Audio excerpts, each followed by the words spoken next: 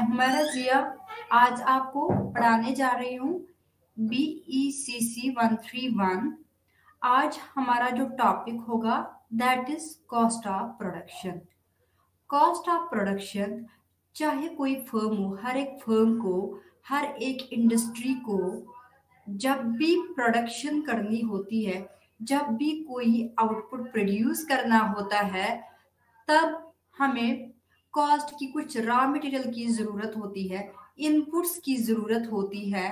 हमें वो inputs as a labour, as a capital, as a land, वो हमें ज़रूरत पड़ती है।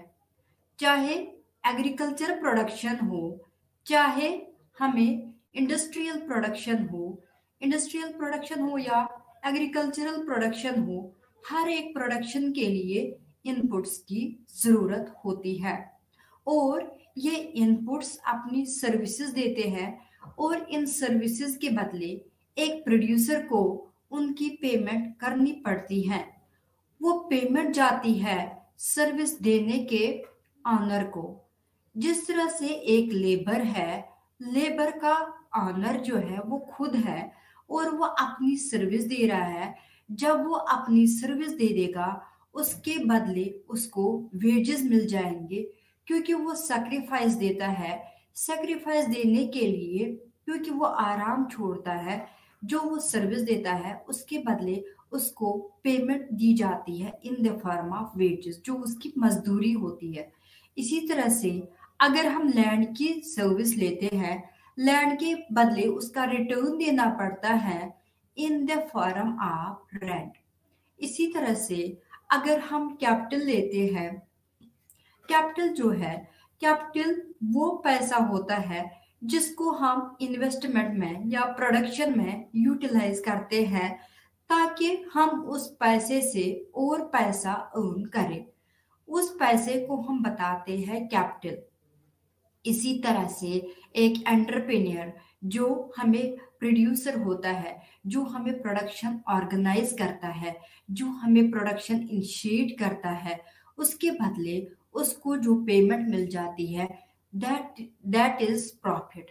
इसी तरीके से ये सारा खर्चा, वेज, प्रॉफिट, इंटरेस्ट, रेंट और भी अदर मिसलिनियस पेमेंट्स जो होती है, ये एक प्रोड्यूसर को लेनी पड़ती है, ये उसे खर्चाना पड़ता है, क्योंकि ये प्रोडक्शन के लिए सारी पेमेंट्स होती है। इसीलिए इस पेमेंट को बताते हैं जो एक प्रोड्यूसर करता है प्रोडक्शन को कामयाब बनाने में, प्रोडक्शन को बनाने में, तो उसको बताते हैं कॉस्ट ऑफ प्रोडक्शन या कॉस्ट, या हम TC से इसको डिनोट करते हैं टोटल कॉस्ट। इन कॉस्ट्स को बहुत तरीकों से देखा जाता है।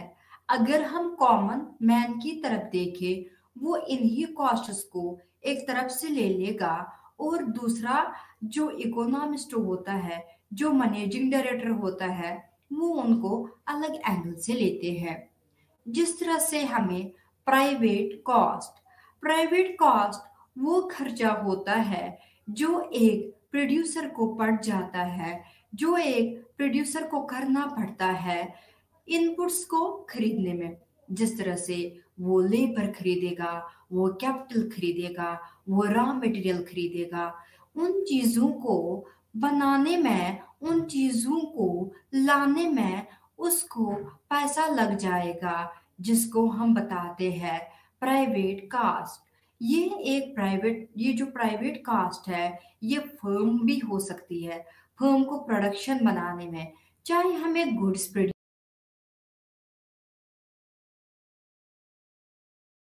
हो, चाहे गुड्स प्रोड्यूस करनी हो, चाहे चीजें बनानी हो, तो उन सब के लिए हमें कॉस्ट ऑफ प्रोडक्शन पड़ता ही पड़ता है। इसीलिए ये जो प्राइवेट कॉस्ट है, ये सारा खर्चा जो एक इनपुट्स में हमें लग जाता है, जो इनपुट्स को बनाने में, जो इनपुट्स को लाने में लगता है, ताकि उन इनपुट्स को यूटिलाइज करके हमारी प्रोडक्शन पॉसिबल हो। इसीलिए हम इसको बताते हैं प्राइवेट कॉस्ट। इसी तरह से हमारे पास सोशल कॉस्ट जो है वो प्राइवेट कॉस्ट में कभी भी ऐड नहीं हो जाते हैं। जिस तरह से एक फर्म है, एक इंडस्ट्री है, वो अपनी प्रोडक्शन करते हैं। जब वो अपनी प्रोडक्शन करते हैं अपना प्रॉफिट कमाने के लिए, लेकिन जो उसके आगे पीछे जो बस्ती रहती है, जो रेजिडेंट्स है, उनको कुछ सैक्रिफाइस देना पड़ेगा। उनको यहाँ पे कुछ एक्सटर्नलिटीज लेनी पड़ेगी। वो एक्सटर्नलिटीज क्या कहलाती है? वो हमें वो एक्टिविटी जो हमारे करने के बगैर हम पे इफेक्ट करती है। जिस तरह से एक इंडस्ट्री जो है वो प्रोडक्शन करती है, अगर मैं उनके आसपास रहती हूँ, उस इंडस्ट्री के आसपास, तो मैंने कोई एक्टिविटी नहीं की। एक्टिविटी जो है वो करने वाला तो एक इंडस्ट्री है। जब एक इंडस्ट्री एक एक्टिविटी करती है, उस एक्टिविटी के दौरान उनको जो वहाँ पे पोल्यूशन हो जाता है, चाहे वो एयर पोल्यूशन हो, चाहे वो वाटर पोल्यूशन हो, और उससे उनकी जो हेल्थ है वो डेटोरेट हो जाती है, वो हमें खराब हो जाती है। इस तरीके से वो जो उनको खर्चा लगेगा, उस सोसाइटी को भी खर्चा पड़ जाएगा अपनी हेल्थ को ठीक करने में। लेकिन एक फर्म कभी भी कंसिडर नहीं करेगी कि हमने किसी को नुकसान पहुंचाया, हमें किसी की हेल्थ खराब की, इसीलिए वो कभी भी प्रॉफिट के दौरान जो है वो ऐड नहीं हो जाते हैं। इसीलिए उसको बताया जाता है सोशल कॉस्ट, जो कभी भी कंसिडर नहीं किया जाता है। इसी तरह से हमारे पास इंक्रीमेंटल कॉस्ट होते हैं।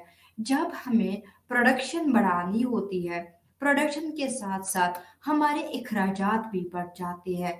जिस तरह से हम रॉ मटेरियल्स को ले लेंगे, रॉ मटेरियल्स जो है हमें वो भी बढ़ जाएंगे, लेबर भी बढ़ जाएगा, और हमारे पास बाकी इनपुट्स जो है वो भी बढ़ जाएंगे। उन सारी चीज़ों को, क्योंकि हम अपनी प्रोडक्शन बढ़ा रहे हैं, प्रोडक्शन के साथ साथ जो बढ़ावा आ जाएगा उसमें जो खर्चा होगा वो खर्चा बढ़ जाएगा, तो उस खर्चे को हम बताते हैं इंक्रीमेंटल कॉस्ट।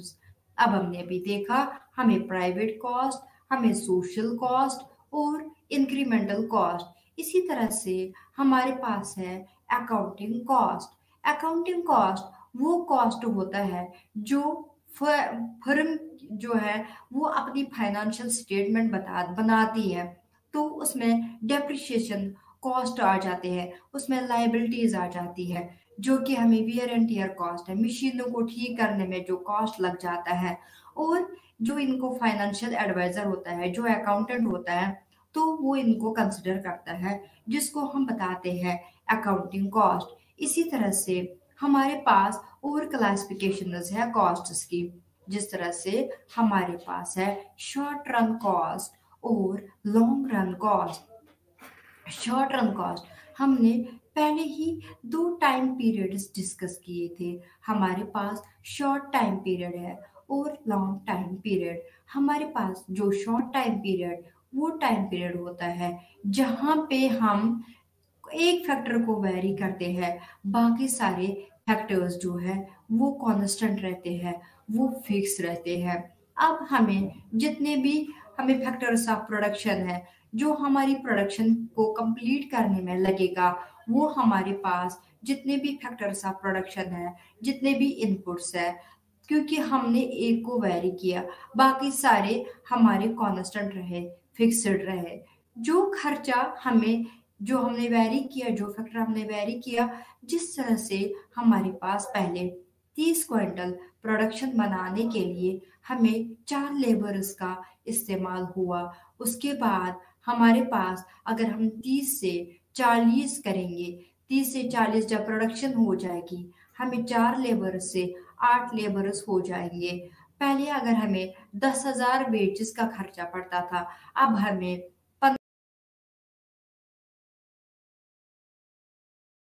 इंडस्ट्री को ये खर्चा बढ़ेगा, यानी कि इंक्रीमेंटल कॉस्ट होगा।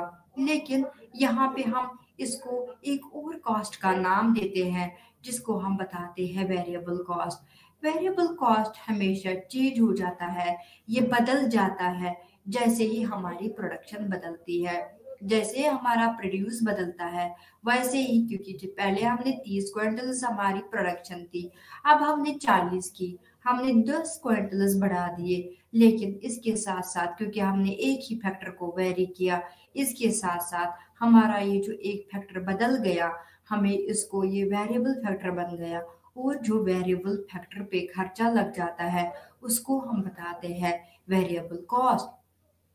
इस तरह से जो बाकी फैक्टर्स ऑफ प्रोडक्शन थे वो हमने फिक्स रखे, उनमें हमें कोई बदलाव नहीं लाया। अब ये जो बदलाव है ये तो हमें फिक्स ही रहेगा, क्योंकि हमारा शॉर्ट पीरियड टाइम पीरियड है। जो हमें शॉर्ट टाइम पीरियड है वो हमें इजाज़त नहीं देता इस बात की कि हम सारे फैक्टर्स को वेरी कर सके ताकि हमारी प्रोडक्शन बदल जाए। तो इसीलिए हम बाकी फैक्टर्स को कांस्टेंट रखते हैं। जब हम बाकी फैक्टर्स को कांस्टेंट रखते हैं, फिक्स रखते हैं, और जो इसमें खर्चा पड़ता है तो वो हमें फिक्स्ड कॉस्ट कहलाएगा, जिसको हम एफसी से डिनोट करते हैं। इस तरह से जब हमें, मानिए हम मिसाल के तौर पर हमारे पास पहले 10,000 का खर्चा था फिक्स्ड फैक्टर्स पे, वो अब भी हमारी प्रोडक्शन तो चेंज हो गई, 30 क्वार्टल से 40 क्वार्टल हो गई, लेकिन हमारा जो ये फिक्स्ड कॉस्ट है वो पहले भी 10,000 था। अब भी जब हमें 30 क्वार्टल्स थे, अब तब तो ये 10,000 थे, अब हमें 40 क्वार्टल्स है, अब भी हमें ये 10,000 है। हमें इसमें कोई भी चेंज नहीं आ जाएगी। चेंज हो जाती है वेरिएबल फैक्टर में, चेंज हो जाती है उसके साथ साथ वेरिएबल कॉस्ट में। लेकिन जब एक एंटरप्रेन्योर जो है, जब वो कॉस्ट को कंसिडर करता है, जब वो कॉस्ट को देखता है, क्योंकि उसको प्रॉफिट लेने के लिए इन कॉस्ट्स को कंसिडर करना पड़ता है। तो इस तरीके से हम यहाँ पे टीसी जो है, टोटल कॉस्ट जो है, ये है fixed cost plus variable cost या variable cost plus fixed cost. यानी कि while calculating the total cost we have to consider both. हमें दोनों को लेना है, हमें दोनों कॉस्ट्स को कैलकुलेट करना है, मेजर करना है कि हमें टोटल कॉस्ट कितना आ गया। इस तरीके से हमें जो टोटल कॉस्ट है वो variable cost plus fixed cost, अगर हम इसको चार्ट के जरिए भी बता देंगे, चार्ट के जरिए भी दिखा देंगे, हमें आउटपुट रखना है, हमें 0 आउटपुट रखना है, 1 आउटपुट रखना है, 2 आउटपुट रखना है, 3 रखना है, 4 रखना है। हमने 0 आउटपुट रखा, हमने देखा फिक्स्ड कॉस्ट तब भी 10 है, फिक्स्ड कॉस्ट जब हमें 0 से 1 हो गया तब भी 10 है, 1 से 2 हो गया तब भी 10 है, 2 से 3 हो गया तब भी 10 है, 3 से 4 हो गया तब भी 10 है। कॉस्ट में कोई फर्क नहीं आया। जिस तरह से मानिए एक जो प्राइवेट स्कूल है वो हमें रेंटेड बिल्डिंग में है, लेकिन उनकी जो प्रोडक्शन ऑफ सर्विसेज है वो हमें वैकेशंस के दौरान नहीं होती है, तब भी, लेकिन वैकेशंस में तो बंद है, स्कूल तो बंद है, लेकिन तब भी हमें उस का रेंट देना पड़ेगा, क्योंकि ये फिक्स्ड कॉस्ट है, ये चेंज नहीं हो जाता है। अगर हमारी 0 प्रोडक्शन भी होगी, 0 से 1 भी हो जाएगी, 1 से 2 भी हो जाएगी, 2 से 3 भी हो जाएगी, 3 से 4 भी हो जाएगी, 4 से 5 भी हो जाएगी, कुछ भी हो फिक्स्ड कॉस्ट तब भी वही रहता है। अब हमें वेरिएबल कॉस्ट जो है 0 प्रोडक्शन के साथ वो 0 ही रहेगा, 1 के साथ साथ 0 के साथ वो 0 ही रहेगा, 1 से फिर 10 बढ़ेगा, फिर 20 बढ़ेगा, फिर 30 बढ़ेगा, फिर 40 बढ़ेगा, फिर 50 बढ़ेगा, फिर 60 बढ़ेगा। इसके साथ साथ वेरिएबल कॉस्ट जो है वो हमें बढ़ जाता है प्रोडक्शन के साथ साथ। लेकिन जब हमें टोटल कॉस्ट, हम चार्ट बना रहे हैं और हम चार्ट में दिखा रहे हैं किस तरह से टोटल कॉस्ट को fixed cost plus variable cost में ऐड करके हम सॉल्व करते हैं। यहाँ पे हमें टोटल कॉस्ट होता है बराबर variable cost plus fixed cost. अब हमें पता है 10 प्लस 0 दैट इज 10, फिर हमें 10 plus 10 equal to 20, 20 plus 10 equal to 30, 30 plus 10 equal to 40, 40 plus 10 equal to 50, 50 plus 10 equal to 60। इसके साथ साथ हम इसकी को भी ऐड करेंगे। या कभी कभार अगर हमें वेरिएबल कॉस्ट का वैल्यू निकालना हो, क्योंकि हमें पता है total cost equals two variable cost plus fixed cost. इस तरह से वेरिएबल कॉस्ट अगर निकालना हो वो बन जाएगा fixed cost minus total cost, या अगर फिक्स्ड कॉस्ट हो वो बन जाएगा total cost minus variable cost. ये हम ऐसे इक्वेशन में हम सॉल्व कर सकते हैं। 0, उसके बाद 1, उसके बाद 2, उसके बाद 3, उसके बाद 4, उसके बाद 5। यहाँ पे हम वाई एक्सिस पे हम दे देंगे फिक्स्ड कॉस्ट, हम दे देंगे वेरिएबल कॉस्ट, हम दे देंगे टोटल कॉस्ट। पहले हम फिक्स्ड कॉस्ट देते हैं, यहाँ पे हम वाई एक्सिस पे पहले नंबर्स दे देंगे, वो दे देंगे 10, वो दे देंगे 20, वो दे देंगे 30, वो दे देंगे 40, वो दे देंगे 50। यहाँ पे हमें 0 की सीध में 10, फिर हमें 1 की सीध में 10, फिर हमें 2 की सीध में 10, फिर हमें 3 की सीध में 10, फिर हमें 4 की सीध में 10, फिर हमें 5 की सीध में 10। इन पार्ट्स को हम क्या करेंगे, हम मिलाएंगे, हम उनको जुड़ाएंगे। जब हम मिलाएंगे हमें एक कर्व मिल जाएगी जो कि पैरेलल होगी एक्स एक्सिस को, जिसमें हमने आउटपुट रखा था। ये हमें जो हॉरिजॉन्टल टू एक्स एक्सिस है ये हमें क्या दिखाता है, ये दिखाता है हमें पैरेलल टू एक्स एक्सिस, यानी कि 0 पे भी वही, 1 पे भी वही, 2 पे भी वही, 3 पे भी वही, 4 पे भी वही। इस तरीके से हम बता सकते हैं जो फिक्स्ड कॉस्ट कर्व होती है वो होती है हॉरिजॉन्टल टू एक्स एक्सिस। आते हैं हम वेरिएबल कॉस्ट पे। हमें 0 पे 0 यानी कि ये ऑरिजिन के साथ ही आ जाएगा, पॉइंट ऑफ ऑरिजिन के साथ ही आ जाएगा। 1 पे 10, 2 पे 20, 3 पे 30, 4 पे 40, 5 पे 50, 6 पे 60। अब हम उनको क्या करेंगे, कनेक्ट करेंगे, हम उनको जोड़ेंगे, हम उनको कनेक्ट करेंगे। तो इस तरह से मिलाएंगे हम इन पॉइंट्स को। जब हम इनको मिलाएंगे हमें एक कर्व आ जाती है जो हमें कहलाएगी वेरिएबल कॉस्ट। ये कर्व हमें स्लोपिंग अपवर्ड्स है, यानी कि ये हमें दिखाता है जैसे जैसे आउटपुट बढ़ता जाता है कर्व भी ऊपर की तरफ जाती है, यानी कि ये स्लोपिंग अपवर्ड्स है।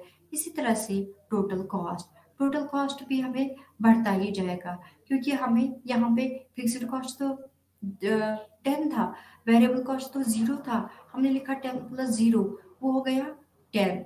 यहाँ पे पहले हमें जो टोटल कॉस्ट है यहाँ पे 0 पे 10, फिर हमें 20, फिर हमें 30, फिर हमें 40, फिर हमें 50, फिर हमें 60, फिर 80। इस तरीके से जब हम इसको मिलाएंगे, इन पॉइंट्स को, बहुत सारे पॉइंट्स को आपस में मिलाएंगे, हमें मिल जाएगी कर्व जो स्लोपिंग अपवर्ड्स होगी। इस तरीके से हमें जो ये कर्व कहलाएगी ये हमें सबसे ऊपर होगी, क्योंकि टोटल कॉस्ट है उसके नीचे जो है वो वेरिएबल कॉस्ट होगा, उसके नीचे जो है वो फिक्स्ड कॉस्ट होगा। तो हम बता सकते हैं total cost equals two variable cost plus fixed cost.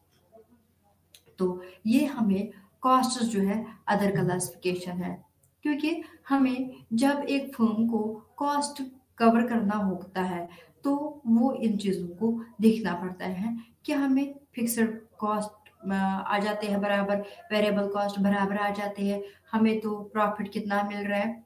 इसी के साथ साथ हमारे पास जो और क्लासिफिकेशंस हैं उसमें है इम्प्लिसिट कॉस्ट, उसमें है एक्सप्लिसिट कॉस्ट, उसमें है हमें अपॉर्चुनिटी कॉस्ट। इम्प्लिसिट कॉस्ट क्या होता है, इम्प्लिसिट कॉस्ट होता है जो हम अपनी फर्म के लिए जो हम सेल्फ सर्विस देते हैं, जो हम खुद सर्विस देते हैं, लेकिन हम अपने आप को पे नहीं करते हैं।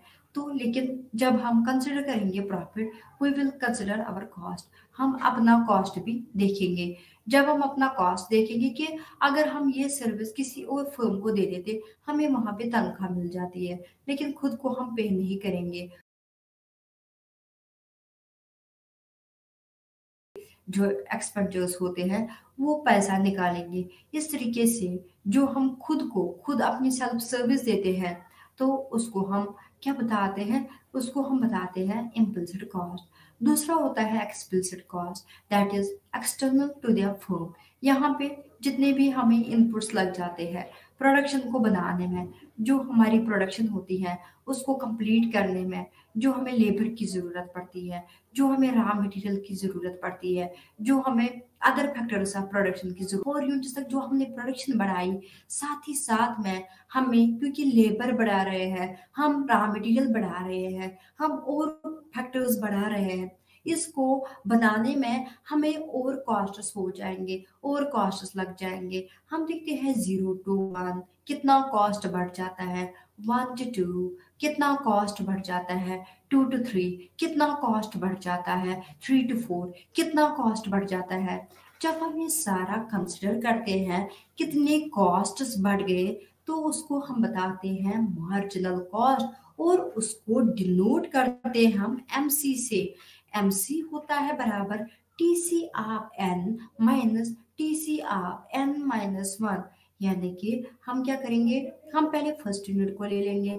फर्स्ट यूनिट में टीसी ऑफ फर्स्ट यानी कि टोटल कॉस्ट, हमें फर्स्ट यूनिट में क्या हुआ, हमें टोटल कॉस्ट जो है ऑफ फर्स्ट, यहाँ पे हम 1 लिखेंगे माइनस टीसी ऑफ 1 माइनस 1। यहाँ पे हमें टोटल कॉस्ट जो था वो था 10, यहाँ पे 1 माइनस 1 वो होगा 0 के बराबर। टीसी ऑफ फर्स्ट कितना था, फर्स्ट यूनिट, जब हम फर्स्ट यूनिट निकाल रहे हैं वो तो है हमारे पास 1 फर्स्ट यूनिट में, यहाँ पे हमें और माइनस टीसी ऑफ 0 हमने कुछ भी नहीं निकाला, उस वक्त टोटल कॉस्ट तो कुछ भी नहीं होगा क्योंकि हमने बिल्कुल भी यहाँ पे 0 1 माइनस 1 0, यहाँ पे बनेगा 10 minus 0 equals to 10। TC of n फिर से TC of second unit minus TC of second minus first, ये बन जाएगा सेकंड और वो बन जाएगा सेकंड माइनस 1 यानी कि 2 माइनस 1, 2 माइनस 1 वो बन जाएगा 1, यहाँ पे हम सेकंड माइनस फर्स्ट, इसी तरह से थर्ड माइनस सेकंड, इसी तरह से फोर्थ माइनस थर्ड, इसी तरह से फिफ्थ माइनस 4। इस तरीके से हम मार्जिनल कॉस्ट को कैलकुलेट कर सकते हैं। इसीलिए हम इसको दो तरीकों की फार्मूला लगा सकते हैं। हम मार्जिनल कॉस्ट यानी कि MC equals to TC of n minus TC of n minus 1, ये हो गई एक फार्मूला।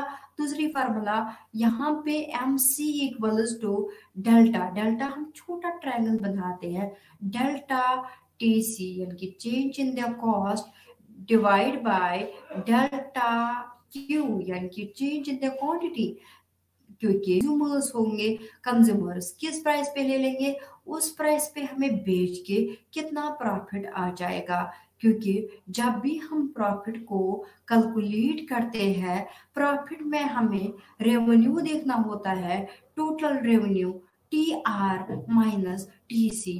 अब हम देखते हैं कि इसमें तो कंसेप्ट रेवेन्यू आ गया।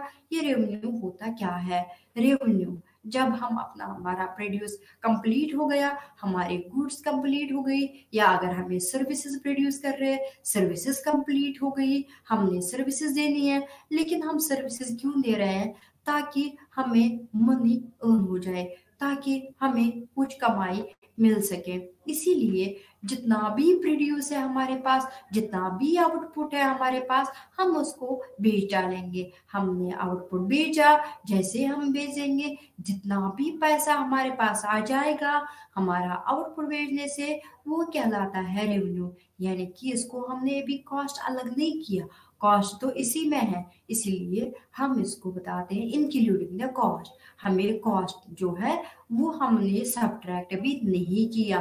मानिए हमारा जो रेवेन्यू है वो 2000 है, अब हमने रेवेन्यू 2000 लिया, अब हमें सब्ट्रैक्ट करना है कॉस्ट्स को। अब हम देखते हैं कि कॉस्ट्स पे खर्चा कितना आया, चाहे वो फिक्स्ड कॉस्ट हो, चाहे वो वेरिएबल कॉस्ट हो, चाहे वो कोई भी कॉस्ट हो, लेकिन कॉस्ट जो है, चाहे वो प्रोडक्शन कॉस्ट हो, कॉस्ट जो है प्रॉफिट को हमें कैलकुलेट करने के लिए उसको सब्ट्रैक्ट करना पड़ेगा। इसीलिए हम बताते हैं, यहाँ पे फार्मूला आ जाती है जिसमें हम ये बताते हैं कि प्रॉफिट होता है बराबर total revenue minus total cost. यहाँ पे जितना पैसा आ गया हमें आउटपुट, मानिए कि मैंने क्या लिया, मैंने मानो प्रोड्यूस की 100 आइसक्रीम्स, 100 आइसक्रीम्स मैंने प्रोड्यूस की, मेरी प्रोडक्शन जो है वो 100 आइसक्रीम्स है। लेकिन अब मुझे ये बेचनी है, मैं एक-एक आइसक्रीम बेच रही हूँ 30 रुपीज़ में। 30 रुपीज़ जो है वो एक-एक आइसक्रीम है। मेरा टोटल आउटपुट कितना है? वो हमें 100 है। अब हम क्या करेंगे, जो हमें टोटल रेवेन्यू होता है, इसकी जो फ़ॉर्मूला होती है, वो होता है प्राइस इनटू क्वांटिटी, यानी कि price per unit multiply total output. हमें प्राइस कितना था? वो था 30, मल्टीप्लाई क्या करेंगे? 100। 30 मल्टीप्लाई 100 कितना होता है? वो होता है 3000। अब हमारा टोटल रेवेन्यू कितना बन गया? वो बन गया 3000। अब हमें देखते हैं कॉस्ट। कॉस्ट कितना है? मानिए वो 1000 है। अब मेरा प्रॉफिट कितना बन गया? वो 3000 माइनस 1000। मैंने टोटल रेवेन्यू जो है वो 3000 आ गया, माइनस क्या किया हमने? 1000 किया, कॉस्ट को सब्ट्रैक्ट किया, इसीलिए 3000 minus 1000 that is equal to 2000। इसीलिए टोटल रेवेन्यू क्या बन गया? 2000। ये जो टोटल प्रॉफिट क्या बन गया? 2000। ये तो हमें कॉस्ट से ज्यादा ऊपर है, ये तो जितना हमें कॉस्ट लगा था उससे कहीं ज्यादा है। तो हम इसी प्रॉफिट को बताते हैं सुपर नॉर्मल प्रॉफिट्स। यानी कि जब हमें कॉस्ट कम होते हैं, रेवेन्यू ज्यादा होता है, तो हम उसको बताते हैं सुपर नॉर्मल प्रॉफिट्स। तो हम इसमें एक कंक्लूजन निकाल सकते हैं, हम लिखेंगे कि जब रेवेन्यू ग्रेटर होता है कॉस्ट से, तब क्या होता है? सुपर नॉर्मल प्रॉफिट्स, यानी कि एक्स्ट्रा गेन्स, हमें बहुत ज्यादा प्रॉफिट मिलता है। कभी कभार ऐसी भी सिचुएशंस आ जाती है कि हमें कॉस्ट जितना है रेवेन्यू उतना ही आता है। हमें कॉस्ट कितना था? 1000 था। मानिए हमारा रेवेन्यू भी 1000 आ गया, तो हमारा प्रॉफिट क्या बनेगा? Revenue minus cost. हमें जितना रेवेन्यू है उतना ही कॉस्ट है, वो बन जाएगा 1000 माइनस 1000। तो प्रॉफिट क्या बना? प्रॉफिट बना 0। तो यहाँ पे हमें कॉस्ट जितने थे उतना ही रेवेन्यू आ गया, यहाँ पे हमें प्रॉफिट क्या बनेगा? 0। लेकिन इन इकोनॉमिक टर्म्स में जब हमें कॉस्ट कवर होते हैं, तब इसको बताते हैं नॉर्मल प्रॉफिट्स। नॉर्मल प्रॉफिट्स वो सिचुएशन होती है जहां पे हमें कॉस्ट कवर हो जाते हैं, यानी कि कॉस्ट वापस आ जाते हैं, इसलिए इसको बताते हैं नॉर्मल प्रॉफिट्स। इस तरह से कभी कभार लॉस भी हो जाता है, कभी कभार हमें क्या बताते हैं, कभी कभार एक्स्ट्रा लॉसेस भी होते हैं। वो एक्स्ट्रा लॉसेस कब होंगे? जो हमें सुपर नॉर्मल का अपोजिट है, वहां पे हमें रेवेन्यू ज्यादा आता था, कॉस्ट जो है वो कम आते थे। यहाँ पे उल्टा है, यहाँ पे हमें रेवेन्यू कम है, कॉस्ट ज्यादा है। हमें वहां पे सुपर नॉर्मल प्रॉफिट्स में हमने मिसाल दी थी 3000 माइनस 1000। अब इसको उल्टा करते हैं, हम बताएंगे 1000 हमें रेवेन्यू आता है और हमें 3000 कॉस्ट पड़ जाते हैं। 1000 माइनस 3000 वो बन जाएगा माइनस 2000। यहाँ पे नेगेटिव साइन साथ आ गया, तो हम बताएंगे कि हमें 2000 तो पास सेविंग से ही निकल गया, यहाँ पे तो हमें पास सेविंग से ही पैसा कम हो गया, तो उसको हम बताएंगे एक्स्ट्रा लॉसेस, यानी कि हमें लॉस लेना पड़ा। हमें जितना रेवेन्यू आया था वो तो कॉस्ट, जितना रेवेन्यू आया था वो तो कॉस्ट से कम है। यहाँ पे एक और कंक्लूजन निकल सकता है, कैसे? तो हम बताएंगे जब रेवेन्यू जो होता है कम होता है कॉस्ट से, तो उस वक्त एक्स्ट्रा लॉसेस होते हैं। तो इसी तरीके से हमारे पास ये जो प्रॉफिट्स है, प्रॉफिट्स तीन तरह के हो गए।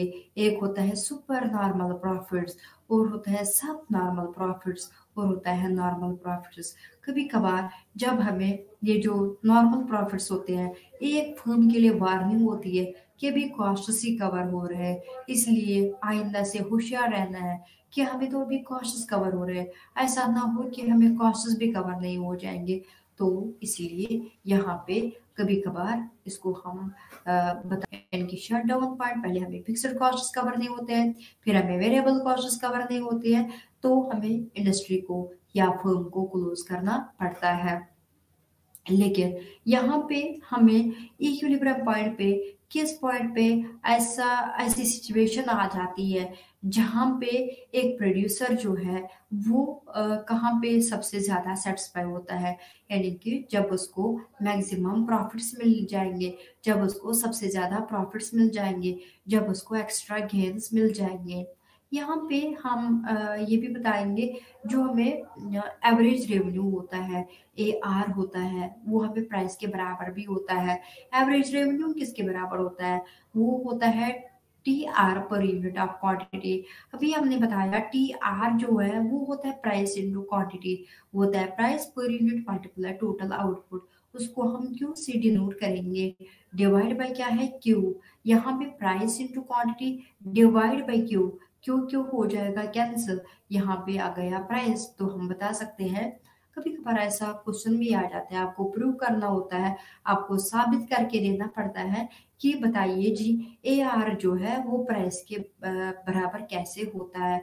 उस वक्त आपको T R per unit of quantity average revenue लिखना है, A R equal to T R per unit of quantity. फिर आपको टी आर जो है वो प्राइस इंटू क्वांटिटी लिखना है, फिर price into quantity divide by Q, Q Q cancel क्योंकि क्यू न्यूमरेटर में भी आ गया, क्यू डिनोमिनेटर में भी आ गया, क्यू क्यू कैंसिल हो जाएगा और हमारा एवरेज रेवेन्यू जो है वो पी के बराबर निकलेगा, तो वो प्राइस कहलाएगा।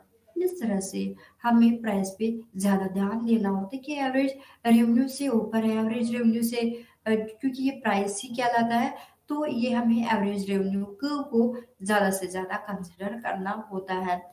इस तरीके से हम एवरेज रेवेन्यू को भी कंसिडर कर सकते हैं।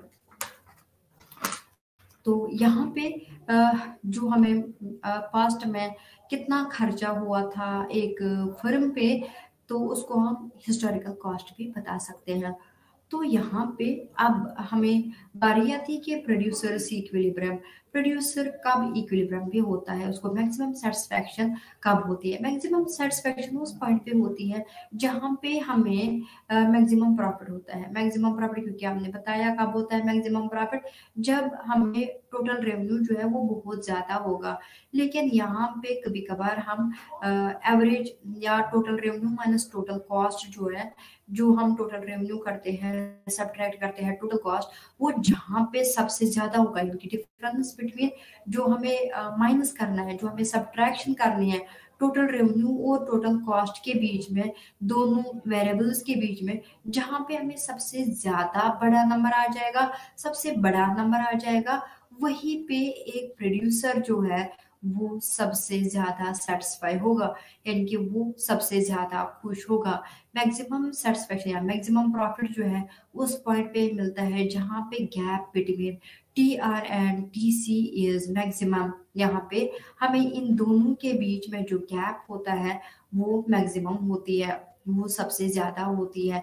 तो इसके लिए हमें चार्ट देना पड़ेगा, उसके लिए आपको टी आर बनाना पड़ेगा। पहले आउटपुट 1 यूनिट, उसके बाद 2, उसके बाद 3, उसके बाद 4, उसके बाद 5, उसके बाद टोटल कॉस्ट और टोटल रेवेन्यू।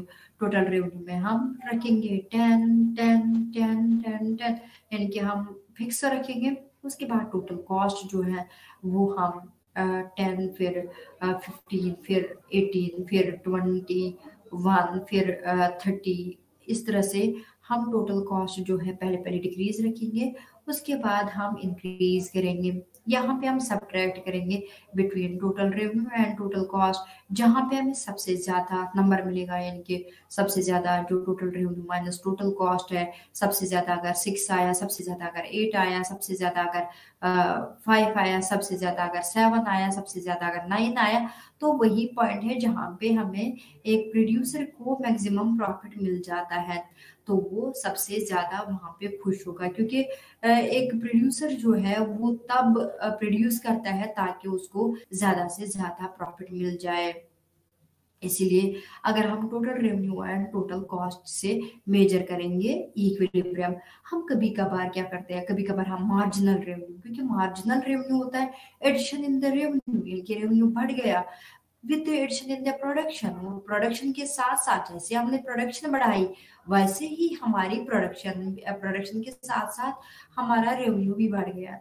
फर्ज करें कि हमें 100 आइसक्रीम थी, हमारी प्रोडक्शन जो है वो 100 आइसक्रीम थी, तो हमें 3000 आ जाता था या 2000 आता था रेवेन्यू। अगर हम 100 आइसक्रीम है तो एक एक आइसक्रीम जो है वो हम बेच रहे हैं 30 रुपीज की, 30 मल्टीप्लाई 100 तो 3000 हो गया। अब हम 100 से 200 करेंगे, क्योंकि हमने डबल किया, मल्टीप्लाई करेंगे वही 30, वो बन जाएगा 6000। पहले हमारा जो रेवेन्यू था वो था 3000, अब हमारा जो रेवेन्यू है वो है हमें 6000, क्योंकि हमारे पास जो प्रोडक्शन बढ़ गई 100 से 200, हमारा रेवेन्यू भी बढ़ गया 3000 से 6000 तक। ये हमारा जो रेवेन्यू है वो डबल हो गया, वो ऐड हो गया। इसीलिए जितना बढ़ावा हमें रेवेन्यू में होता है, हमारी प्रोडक्शन बढ़ाने से उसको बताते हैं मार्जिनल रेवेन्यू। तो इसके साथ साथ इसके अखराजात भी बढ़ जाएंगे। एक प्रोड्यूसर के पास जो अखराजात है इनपुट्स को लेने में जो उसको ज्यादा से ज्यादा खर्चा बढ़ेगा, तो उसको हम बताते हैं marginal cost. Through marginal revenue और मार्जिनल कॉस्ट से भी हम प्रोड्यूसर्स इक्विलिब्रियम बता सकते हैं। किस तरीके से बता सकते हैं? हमारे पास जो है दो कंडीशंस है, दो मेन कंडीशंस है जिसको हमें सेटिस्फाई करना पड़ता है। यानी कि वो दो कंडीशंस क्या है? हमारे पास मार्जिनल रेवेन्यू जो है वो हमें मार्जिनल कॉस्ट के बराबर होना चाहिए, ये हमें पहली कंडीशन है। और जो हमें एमसीक्यू है वो टच करनी चाहिए फ्रॉम द बिलो, यानी कि वो हमें अपवर्ड से नहीं करनी चाहिए टच, स्क्रू को वो हमें नीचे के साइड से टच करनी चाहिए। इस तरह से हम एक चार्ट बनाएंगे। चार्ट जब हम बनाएंगे वहां पे हम आउटपुट रखेंगे 0 1 2 3 4 5। फिर हम मार्जिनल रेवेन्यू रखेंगे, 10 10 10 10 10, यानी कि 0 पे भी 10, 1 पे भी 10, 2 पे भी 10, 3 पे भी 10, 4 पे भी 10, 5 पे भी 10 और 6 पे भी 10। इस तरह से मार्जिनल कॉस्ट जो है वो हमें पहले घटेगा, यानी कि 10 से 7 हो जाएगा, 7 से 5 हो जाएगा, फिर हम फिर से वो बढ़ेगा, क्योंकि हमने जैसे जैसे प्रोडक्शन बढ़ जाती है तो हमें आ जाते हैं economies of scale and diseconomies of scale. ये टर्म मैंने पहले ही एक्सप्लेन किए, इकोनॉमीज ऑफ स्केल क्या होती है, डिसइकोनॉमीज ऑफ स्केल क्या होती है। इकोनॉमीज ऑफ स्केल वो प्रोसेस होती है प्रोडक्शन की जहाँ पे हम प्रोडक्शन बढ़ाते हैं और हमारे खर्चे जो है वो कम हो जाते हैं। अगर आपको याद होगा मैंने ट्रांसपोर्टेशन कॉस्ट की मिसाल दी थी। मैंने बोला था अगर एक ट्रक है उसमें कैपेसिटी है 200 बोरियों, तो हमें ट्रांसपोर्टेशन कॉस्ट बराबर पड़ जाता है। अब हम 150 से 200 करेंगे, प्रोडक्शन हमने बढ़ाई तो हमारा जो कॉस्ट ऑफ जो ट्रांसपोर्टेशन कॉस्ट है वो हमें पहले भी उतना ही देना था, आज भी इतना ही देना है जब हमने 200 बोरिया जो है वो प्रोड्यूस की। इसीलिए इसमें कॉस्ट जो है वो कम हो जाते हैं प्रोडक्शन बढ़ाने से, उसको बताते हैं इकोनॉमीज ऑफ स्केल। इसीलिए जो एमसी वाला कॉलम है, मार्जिनल कॉस्ट वाला कॉलम है, कॉस्ट जो है पहले डिक्रीज हो जाएंगे, फिर हमें 7 हो जाएगा, 5 से 7 हो जाएगा, 7 से 12 हो जाएगा, 12 से 15 हो जाएगा। कॉस्ट कंटिन्यूअसली हमें रेज हो जाएंगे। अब हम आ जाते हैं ग्राफ पे। ग्रैब जो है यहाँ पे हमें एक पॉइंट आ गया जहाँ पे हमें यहाँ पे जो है मार्जिनल रेवेन्यू जो है वो मार्जिनल कॉस्ट के बराबर है। जैसे यहाँ मार्जिनल कॉस्ट में हम दे देंगे 10 9 8, 10 पहले 10 फिर 9 फिर 8, फिर और दे देंगे 10, फिर और दे देंगे 13, फिर और दे देंगे 15। यहाँ पे हमें 10 equal to 10 marginal revenue equal to marginal cost, ये तो हमें दो बार आया, ये ऊपर वाले हिस्से में भी आ गया, नीचे वाले हिस्से में भी आ गया। जहाँ पे हमने लिखा 10 9 8, पहले मार्जिनल कॉस्ट 10, उसके बाद 9, उसके बाद 8, उसके बाद 10, उसके बाद 15, उसके बाद 20, या उसके बाद 10 के बाद 12, 12 के बाद 15। तो यहाँ पे हमें 10 इक्वल टू 10, ये हमें मार्जिनल रेवेन्यू जो है वो मार्जिनल कॉस्ट के बराबर आ गया। तो अब हम देखते हैं क्रू से कि हमारी दूसरी कंडीशन जो है मार्जिनल रेवेन्यू करो और मार्जिनल कॉस्ट करो, मार्जिनल कॉस्ट करो जो है मार्जिनल रेवेन्यू को टच करनी चाहिए फ्रॉम बिलो, ये हमें नीचे वाले साइड से इसको टच करनी चाहिए। हम दे देंगे एक्स एक्सिस और दे देंगे वाई एक्सिस। एक्स एक्सिस पे हम आउटपुट दे देंगे, पहले दे देंगे 0, वो है पॉइंट ऑफ ओरिजिन, उसके बाद 1, उसके बाद 2, उसके बाद 3, उसके बाद 10 उसके बाद 15, उसके बाद 20, उसके बाद 25। यहाँ पे हम ले लेंगे मार्जिनल रेवेन्यू 0 पे 10, 1 पे 10, 2 पे 10, 3 पे 10, 4 पे 10, 5 पे 10, 6 पे 10। अब इन पॉइंट्स को जो हमने डॉट्स दिए उन डॉट्स को मिलाते हैं। मार्जिनल रेवेन्यू जो है वो तो हमें x axis horizontal to x axis या हम बता सकते हैं पैरेलल टू एक्स एक्सिस। अब हमें ये पैरेलल टू एक्स एक्सिस है तो उसकी वजह से यहाँ पे क्योंकि ये हमने फिक्स रखा, उसके बाद मार्जिनल कॉस्ट को पहले 0 पे 10, उसके बाद 1 पे 9, 2 पे 8, 3 पे फिर से 10, 3 पे फिर से 10, फिर 4 पे 11 या 12, 4 पे 12, उसके बाद 5 पे 15, उसके बाद 6 पे 20। हम जब कर्व देखेंगे तो हमें खुद ही पता चलेगा एक पॉइंट ऐसा है जहां पे हमें मार्जिनल रेवेन्यू मार्जिनल कॉस्ट के बराबर है और हमें मार्जिनल कॉस्ट कर्व जो है वो मार्जिनल रेवेन्यू को टच कर रही है फ्रॉम बिलो साइड। यहाँ पे हमें इसी पॉइंट पे प्रोड्यूसर्स इक्विलिब्रियम होगा, यानी कि जहाँ पे एक प्रोड्यूसर को मैक्सिमम प्रॉफिट्स मिल जाते हैं, उसको ज्यादा से ज्यादा प्रॉफिट्स मिल जाते हैं। तो हमारे पास आ गया marginal revenue approach, marginal cost approach, हमने TR approach and TC approach किया, तो जिससे हमें पता चलता है कि प्रॉफिट्स कहाँ पे क्या होने चाहिए। इसीलिए कॉस्ट्स को कंसिडर करना जरूरी है, हमें कोई भी कॉस्ट हो, क्योंकि जब भी हम कोई फर्म ऑपरेट करते हैं, हमारा कोई प्रोजेक्ट है, या तो हम गुड्स प्रोड्यूस करेंगे या तो हम सर्विसेज प्रोड्यूस करेंगे, जब भी हम ये एक्टिविटी करते हैं, ये इकोनॉमिक एक्टिविटी करते हैं, तो इसीलिए हमारा मोटिव होता है प्रॉफिट का। जब हमें ये मोटिव मिल जाता है तो हम बताते हैं कि हमें सबसे ज्यादा प्रॉफिट कहाँ पे मिल जाएगा।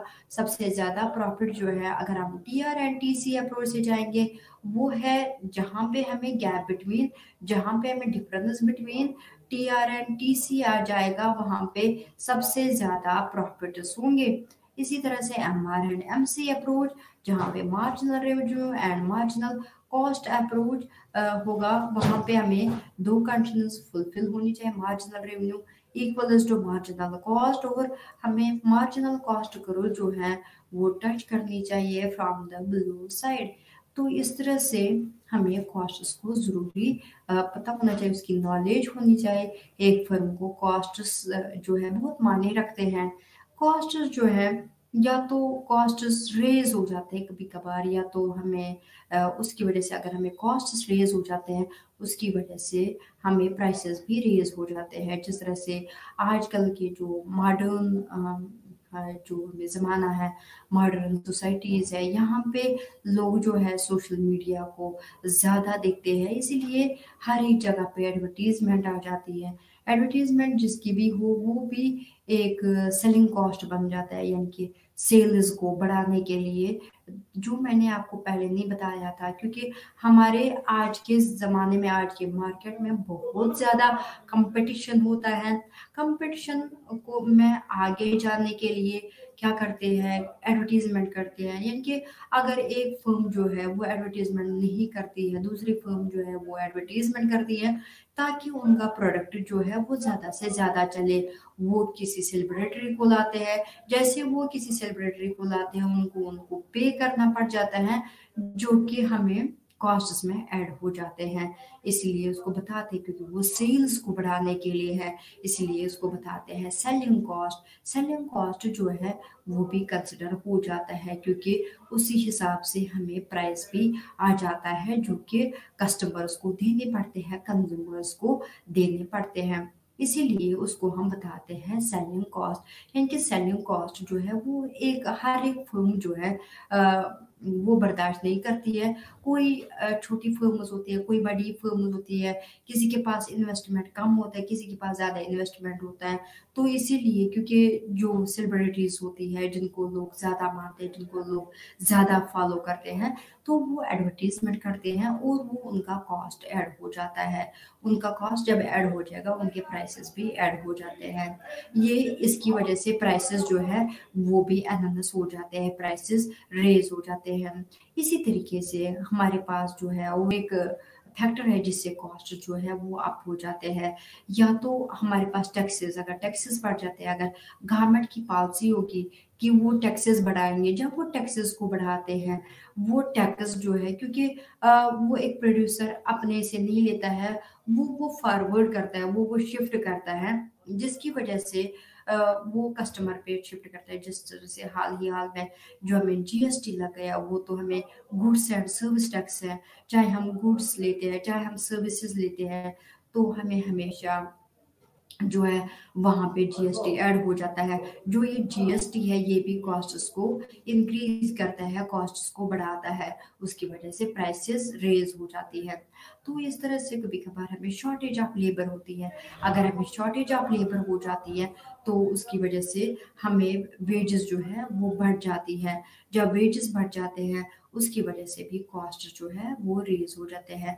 कॉस्ट रेज होने से प्राइसेस बढ़ जाती है, और प्राइसेस बढ़ जाने से लोगों का परचेजिंग पावर जो है वो कम हो जाता है।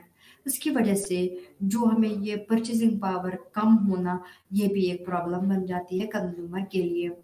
कभी कभार हमें, क्योंकि मार्केट में बहुत ज्यादा कंपटीशन होता है, सेलर को सेलर के साथ, बायर को बायर के साथ, इनकी अब आज कल के जमाने में कंजप्शन का भी कंपटीशन है। इस तरह से जो हमें ये जो सेलिंग कॉस्ट है, एक ऐसी ऐसी फेमस फेमस सी सेलिब्रिटी लाना और उनसे ही एडवर्टीजमेंट करना, जिस तरह से साबुन की एडवर्टीजमेंट आ जाती है या शैम्पूज की एडवर्टीजमेंट आ जाती है, वो चीज़ जो लोगों को रोजमर्रा की यूज में आ जाता है, तो उससे जो है ज्यादा से ज्यादा कॉस्ट्स बढ़ जाते हैं। लेकिन यहाँ पे कॉस्ट्स को कवर करना पहले एक फर्म का मोटिव होता है, यानी कि सबसे पहले होता है कॉस्ट्स को कवर करना। यानी कि पहले हमें कॉस्ट्स कवर हो जाएंगे, उसके बाद जो है जो हमें एक्स्ट्रा रेवेन्यू मिल जाएगा उसको कवर करना है। लेकिन सबसे पहले है कॉस्ट्स को कवर करना, क्योंकि ये प्रोड्यूसर के जेब से खर्चा हो जाता है, और इन कॉस्ट्स को इस तरीके से कवर करना ताकि हमें ज्यादा से ज्यादा प्रॉफिट मिल जाए। फिर से करते हैं थोड़ा सा रिकैप्चुलेट। आज हमारा जो टॉपिक है that was cost of production. Cost of production क्या होता है? जो भी हमें प्रोडक्शन को बनाने में, प्रोडक्शन को कंप्लीट करने में जो भी पैसा लग जाता है, जो भी इनपुट्स पे खर्चा हो जाता है। पुराने जमाने में हम बताते हैं इनपुट्स, आज उसी टर्म को हम बताते हैं फैक्टर्स ऑफ प्रोडक्शन।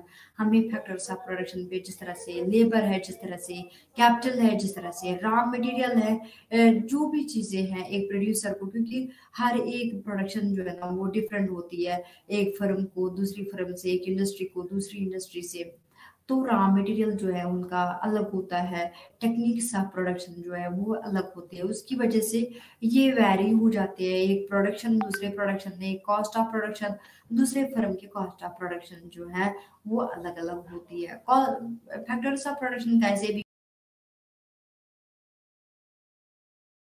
वो कॉस्ट कहलाता है, कॉस्ट ऑफ प्रोडक्शन।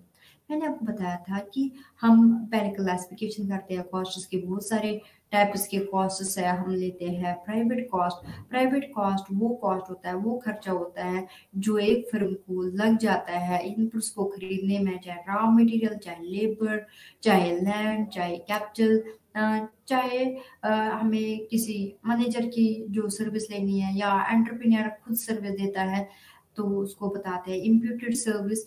तो वो जो जितना भी खर्चा हो जाता है, वेजेस पे, रेंट पे, हमारे पास इंटरेस्ट पे, हमारे पास जितना भी खर्चा हो जाता है, अदर पेमेंट्स पे जितना भी खर्चा हो जाता है, वो कहलाता है कॉस्ट ऑफ प्रोडक्शन।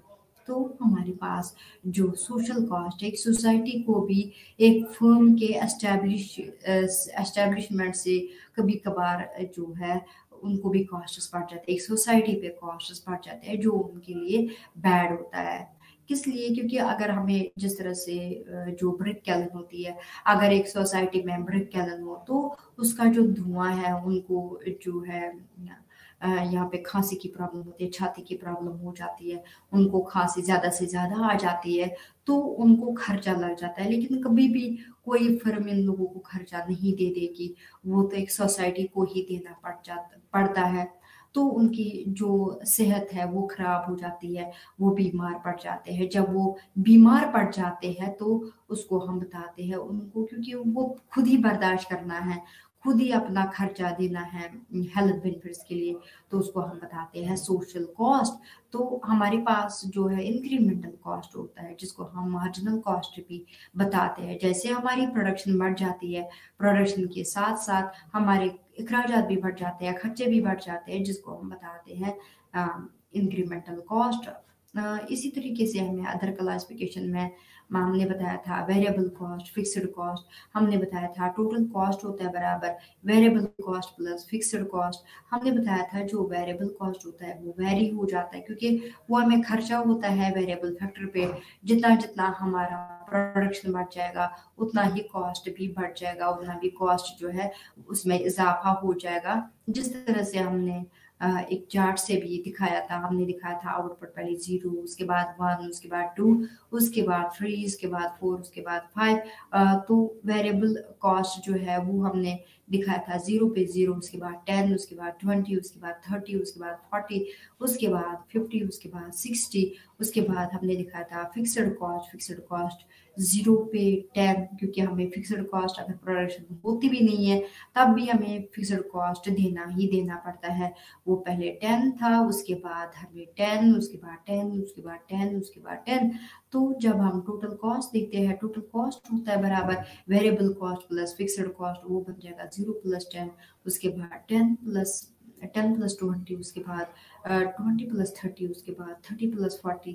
इस तरह से हमारे पास जो variable cost plus total variable cost plus fixed cost है, that is called the total cost. कभी कभार हमें इक्वेशन में क्या दिया होता है, टोटल कॉस्ट दिया होता है, वेरिएबल कॉस्ट दिया होता है, फिक्स्ड कॉस्ट नहीं दिया होता है, उस वक्त हम वेरिएबल कॉस्ट को लेफ्ट हैंड साइड ला सकते हैं।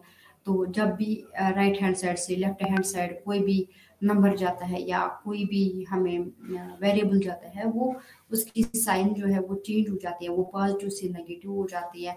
तो हमें अगर फिक्स्ड कॉस्ट निकालना हो, वो total cost minus variable cost equal to fixed cost, या अगर हमें वेरिएबल कॉस्ट निकालना है, वो बन जाएगा total cost minus fixed cost, वो बन जाएगा वेरिएबल कॉस्ट। इस तरीके से हम इक्वेशंस को सॉल्व कर सकते हैं। कभी कभार ऐसा भी होता है कि आपको वैल्यूज दिए होते हैं टोटल कॉस्ट के, वेरिएबल कॉस्ट के, क्योंकि जब आपको इक्वेशन का पता होता है total cost equal two variable cost plus fixed cost, आप खुद ब खुद इसमें वैल्यूज पुट कर सकते हैं और आप उसको सॉल्व कर सकते हैं।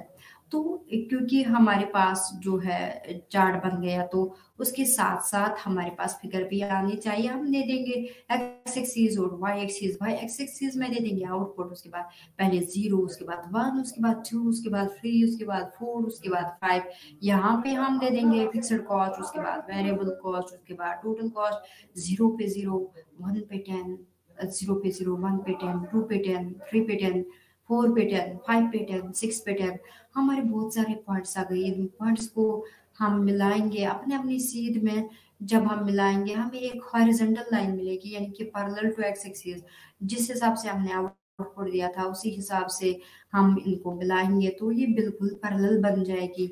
जब ये पैरेलल बन जाएगी तो हमें ये पता चलेगा कि कोई भी आउटपुट हो जाए, 0 हो चाहे 1 हो चाहे 2 हो चाहे 3 हो चाहे 4 हो चाहे 5 हो चाहे 6 हो, तो ये हर हालत में एक जैसा होता है। इसी तरह से वेरिएबल कॉस्ट की जो कर्व है, यहाँ पे 0 पे 0, 1 पे 10, 2 पे 20, 3 पे 30, 4 पे 40, 5 पे 50 और 6 पे 60।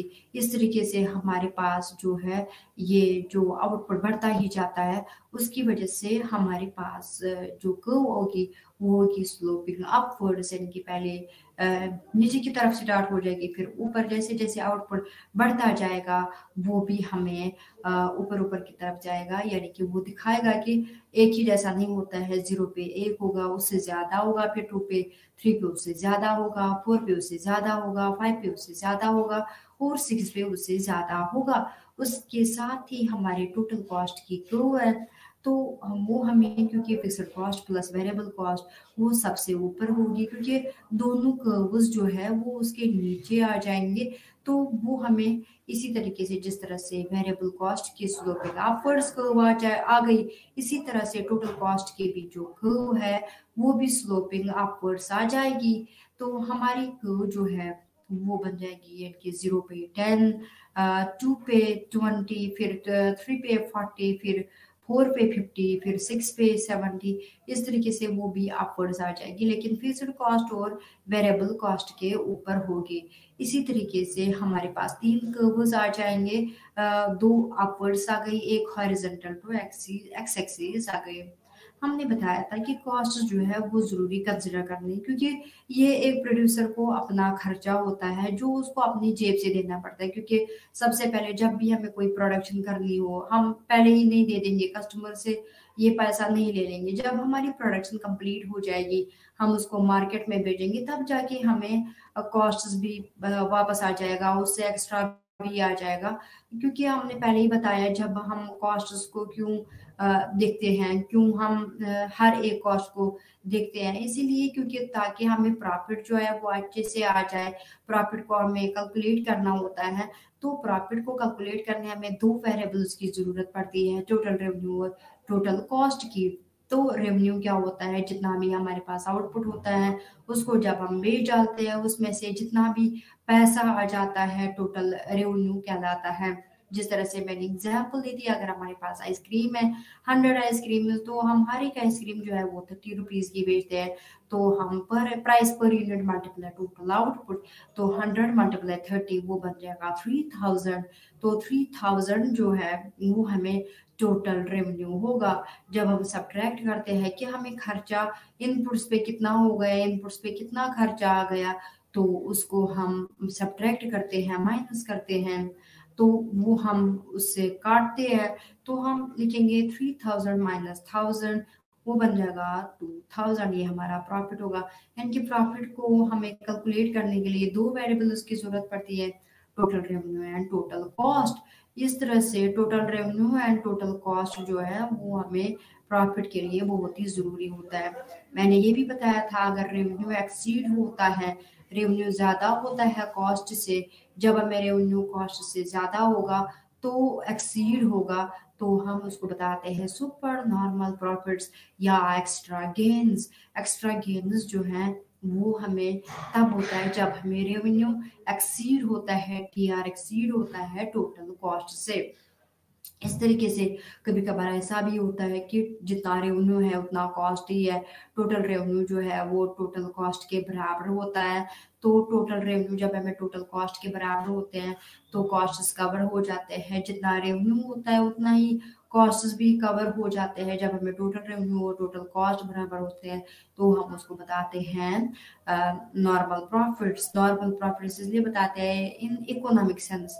अगर हम ऐसे बताएंगे, हम बोलेंगे हमारा प्रॉफिट तो जीरो है, total revenue minus total cost तो जीरो है, लेकिन जब हम इकोनॉमिक सेंस में दे देते हैं तो हमें कॉस्ट कवर हो जाता है। जितना भी खर्चा एक फर्म को लगा होता है वो खर्चा उसको वापस आ जाता है, इसीलिए हमें जो है वो कहलाता है नॉर्मल प्रॉफिट्स।